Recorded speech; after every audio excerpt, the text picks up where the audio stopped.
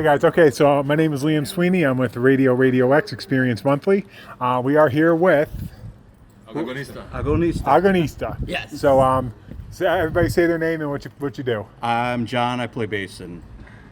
Yeah, I play Fernando. I play guitar and vocals. Adrian, drums and vocals.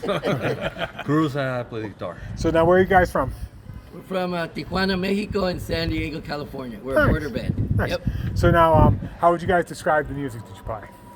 Could be punk, basically a little bit of DV, but mostly punk. Punk, DB, hardcore. Yeah. Okay, so like, are you guys on a tour right now? Or are you? Yes. Yes. Okay, So we're on a first East Coast tour with Drop Dead and Life Abuse. We've Philly, Pittsburgh for Skullfest. We did New York City yesterday and Pittsfield, Western Mass, and then today we're doing Troy and Tonight we play Worcester, Massachusetts. And then immediately after we fly back home. Fly home. Nice. So how you guys like the Northeast? How do you like the? Dude, it's the been amazing. Every show has been packed. Every show has been fucking great. We've sold out of all our fucking merch before we were like halfway through the little trip. So it's been amazing. Everyone's fucking wonderful. The crowds have been great. So yeah, super stoked. Far exceeded our expectations. Yes.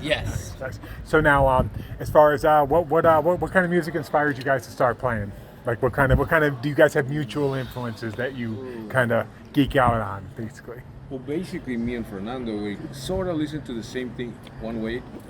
It's mostly punk, hardcore, DV, somewhat metal too, but even pop punk. Yeah, also. I mean, I listen to everything, but yeah, me and Adrian have been playing in bands together and known each other since we were like, I was still a teenager. Late 90s. Like late 90s. Yeah, then John, he'll tell you his thing about from his time. Man, I'm all over the place. I like a lot of, the DB punk influences and then things like Drop Dead.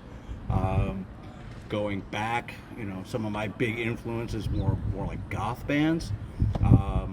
I play a fretless bass, and that was inspired by David J. from Bauhaus. People always ask me about it, and they don't expect a guy in a noisy, like, hardcore band to be playing a fretless bass, one, and also to cite that as an influence. So there's also in our music, you'll hear people say, Swedish D-beat is an obvious influence, but then there are things that come out where it's like we're grounded in San Diego, and that influence comes through as well. And there's a long-standing San Diego scene of bands that are not like us at all, but we're influenced by, like Drive Like Jehu is a big one. That's it creeps in there.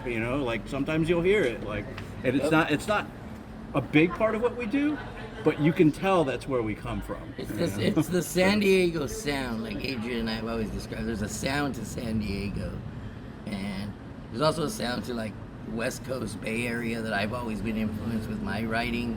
So it's like, and they get some. I feel like the Bay Area has some influence. We're influenced by the same Drive Like Jehu, Pitchfork type bands from San Diego. So we get a lot of that, but we're also like big fans of Sepultura and shit like that. So that's huge. And this is like where these guys more come metal. I'm totally metal too, We're all goth metal. Yeah. I was talking a lot about this weekend about Will Whitmore, who's like hillbilly punk, So it's just everywhere, all over the place. If it's rad and it has a good message, I like it. All right, so tell me about something wild from the San Diego scene. Just something you guys went through that was just wild. So San Diego. So I'll say this.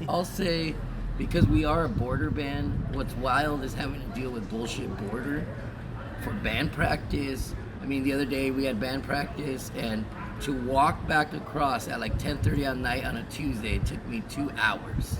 And that's just the bullshit that we have to deal with. So that's like some wild crap. And that's why it comes out in our message, fuck borders, fuck ICE, fuck all that shit, because it's like we have to deal with it on a daily basis. So it's like we really feel that in our music, in our message, and just life. And for San Diego, I mean, it was growing up, just heard that, like, and John maybe experienced it was really bad because of the military. There's a lot of Nazis, a lot of bullshit like that, and it was a rough scene growing when it started. So we still have, it's not near as bad, but we still, that creeps in at times that we have to deal with.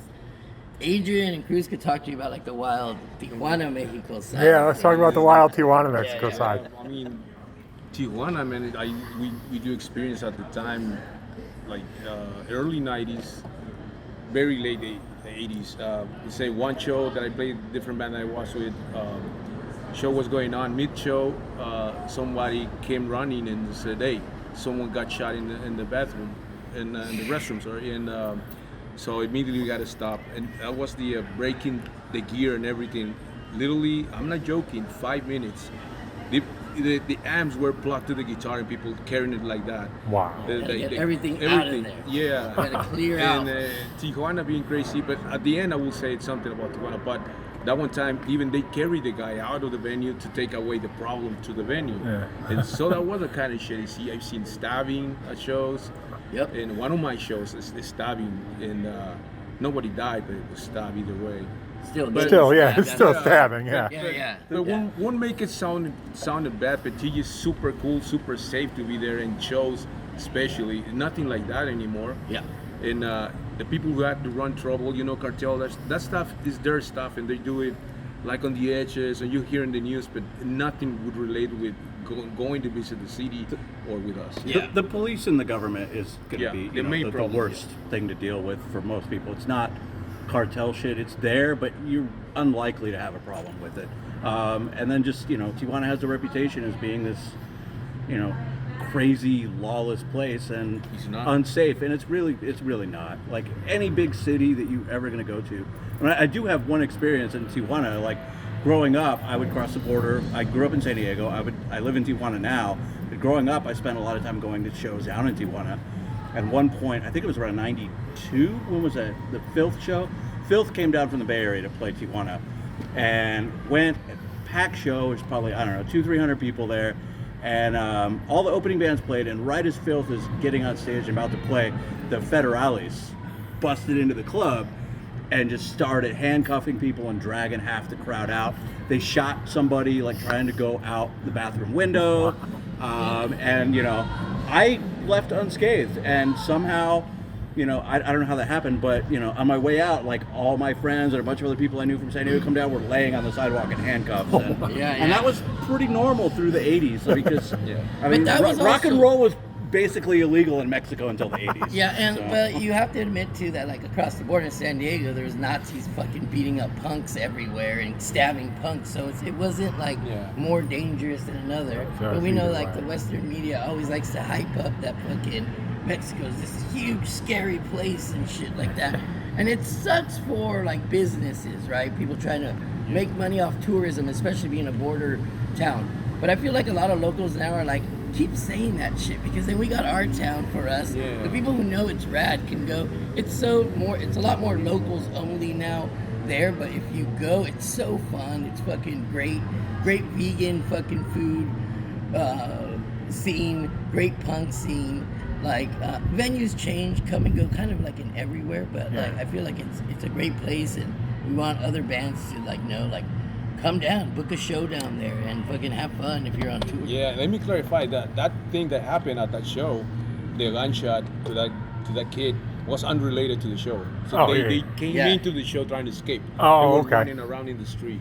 Yeah, so it's not punkers or anything. Okay, so I got one more thing on that. Sure. People always when they find out I live in Tijuana, and they're like, "Oh, and you're from the U.S. and you live in Tijuana. Is it scary? Is it dangerous?" And my standard answer is that Mexico has problems. Its biggest problem, probably above all else, is PR. That's really it. Yep. PR. So the eyes of how people view Mexico is far worse than the reality than you're likely to encounter as a visitor. That's cool. Okay, so I have one last question, and I'll take a picture of you guys, put that on there. Unicorn Show, where do you want to play if you could play anywhere? I don't know. Okay. It doesn't have to be a venue. It could be a place. It could be a venue. It could be anything. So top of Empire State. It could be anything. For me, right now, for me with this band, I would love. I mean, I would love to either play like Montreal, Canada. Okay. There's a rad okay. fest over there named Varning Festival.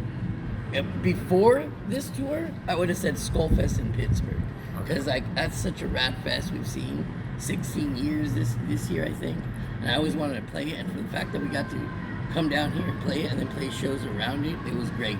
But I would say like I would love to play Canada with this band. To me, Japan. I would Oh, yeah. Japan. Yeah. I would love to be in Japan. Or Europe. Nice. Or just Europe. Europe is great. All right. Well, I hope you guys get there, and I know Yeah. you will. Yes.